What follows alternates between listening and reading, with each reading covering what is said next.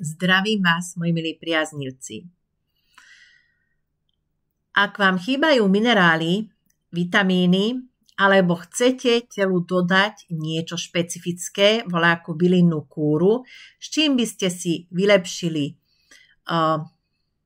energetickú úroveň svojho tela, tak to urobte vždy v čase dorastajúceho mesiaca.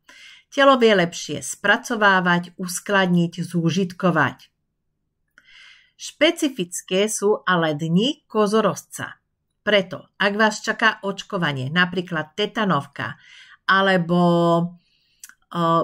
injekcia, ktorá sa podáva pri osteoporóze, alebo niekto má veľký deficit vitamínu B12 a dávajú sa také trojmesačné injekcie, to znamená, že jednorázovo vám pichnú injekciu, ktorá účinkuje 3 mesiace, tak nikdy si to nedávajte pichnúť v dňoch kozorozca, lebo potom tie látky, ktoré obsahujú či už to očkovanie alebo tie injekcie sú buď málo účinné, alebo sú neúčinné.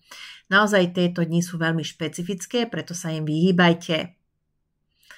Ale určite si zvoľte dorastajúci mesiac.